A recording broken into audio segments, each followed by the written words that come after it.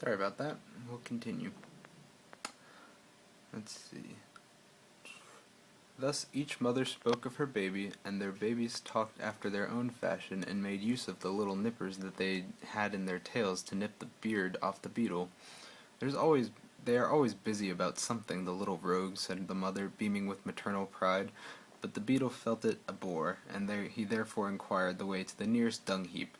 There's That is quite out in the great world, on the other side of the ditch, answered an earwig. I hope none of my children will ever go so far. It would be the death of me. But I shall try to get so far, said the beetle, and he walked off without taking any formal leave, which is considered a polite thing to do. When he arrived at the ditch, he met several friends, all of them beetles. We live here, they said, and we are very comfortable. May we ask you to step down into this rich mud? You must be fatigued after your journey. Certainly, said the beetle. I shall be most happy. I have been exposed to the rain, and have had to lie down upon linen, and cleanliness is a thing that greatly exhausts me. I have also pains in one of my wings from standing in the drought under a piece of broken crockery. It is quite refreshing to be with one's own kindred again. Perhaps you came from a dunghill, observed the eldest of them.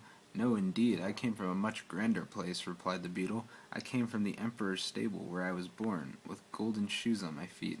I am traveling on a secret embassy, but you must not ask me any questions, for I cannot betray my secret. Then the beetle stepped down into the rich mud, where sat 3 young lady beetles, who tittered because they did not know what to say. None of them are engaged yet, said their mother, and the beetle maidens tittered again, this time in confusion. I have never seen greater beauties, even in the royal stables, exclaimed the beetle, who was now resting himself. Don't spoil my girls, said the mother, and don't talk to them, pray, unless you have serious intentions. But of course the beetle's intentions were serious, and after a while our friend was engaged. The mother gave them her blessing, and all the other beetles cried, Hurrah! Immediately after the betrothal came the marriage, for there was no reason to delay. The following day passed very pleasantly, and the next was tolerably comfortable, but on the third it became necessary for him to think of getting food for his wife, and perhaps for children. I have allowed myself to be taken in, said our beetle to himself, and now there's nothing to be done but to take them in return. No sooner than done. Away he went, and stayed away all day and all night, and his wife remained behind a forsaken widow. Oh, said the other beetles, this fellow we have received into our family is nothing but a complete vagabond. He has gone away and left his wife with a burden upon our hands. Well, she can be unmarried again, and remain here with my other daughters, said the mother. Fie on the villain that forsook her. In the meantime, the beetle, who had sailed across the ditch on a cabbage leaf, had been journeying to the other side. In the morning 2 persons came up to the ditch. When they saw him, they took him up and turned him over and over, looking very learned all the time, especially one who was a boy. Allah sees the black beetle and the black stone and the black rock. Is not that written in the Koran? He asked.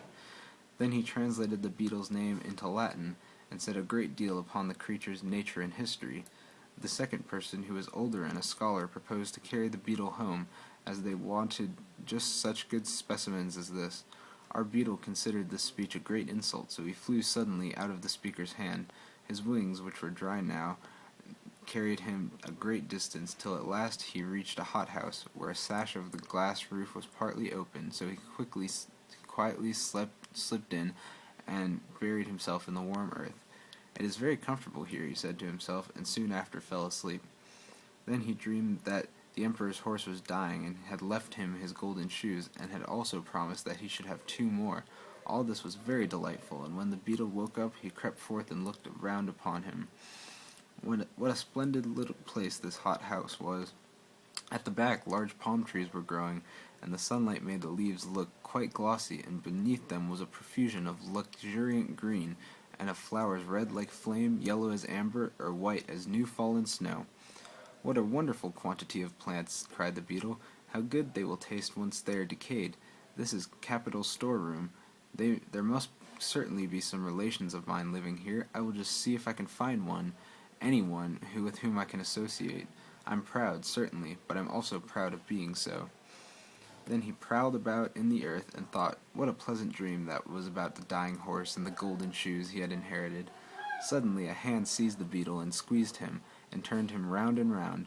The gardener's little son and his playfellow had come into the hothouse, and seeing the beetle, wanted to have some fun with him. First he was wrapped in a vine leaf and put into a warm trousers pocket. He twisted and turned about with all his might, but he got a good squeeze from the boy's hand, and as a hint for him to be quiet. Then the boy went quickly towards a lake that lay at the end of his garden. Here the beetle was put into an old broken wooden shoe in which a little stick had been fastened upright for a mast, and to this mast the beetle was bound with a piece of worsted. Now he was a sailor, and he had to sail away. The lake was not very large, but to the beetle it seemed an ocean, and he was so astonished at its size that he fell over on his back and kicked out his legs. Then the little ship sailed away. Sometimes the current of the water seized it, but whenever it went too far from the shore, one of the boys turned up his trousers and went in after it, and brought it back to the land. But at last, just as it merrily went out again, the two boys were called, and so angrily that they hastened to obey, and ran away as fast as they could from the pond, so the little ship was left to its fate. It was carried away farther and farther from the shore till it reached the open sea. This was a terrible prospect for the beetle, for he could not escape in consequence of being bound to the mast. Then a fly came and paid him a visit.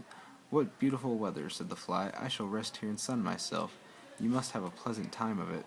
"You speak without knowing the facts," replied the beetles. "Do you not see that I am a prisoner?" "Ah, but I am not a prisoner," remarked the fly, and away he flew. "Well, now I know the world," said the beetle to himself. "It is an abominable world. I am the only respectable person in it. First they refuse me my golden shoes, then I have to lie down on damp linen and stand in a drought, and to crown all, they fasten a wife upon me. Then, when I have made a step forward in the world and found out a comfortable position just as I could wish it to be, one of these human boys comes and ties me up and leaves me to the mercy of the wild waves, while the emperor's favorite horse goes prancing about proudly in his golden shoes. This vexes me more than anything, but it is useless to look for sympathy in this world. My career has been very interesting, but what's the use of it if nobody knows about it? The world does not deserve to be made acquainted with my adventures, for it ought to have given me golden shoes when the emperor's horse was shod, and I stretched out my feet to be shod too. If I had received golden shoes, I should have been an ornament to the stable. Now I am lost to the stable and to the world. It is all over with me." But all was not over yet. A boat in which a few young girls came rowing up. "Look, yonder is an old wooden shoe sailing along," said one of the younger girls. "And there's a poor little creature bound fast in it," said another. The boat now came close to our beetle ship, and the young girls fished it out of the water.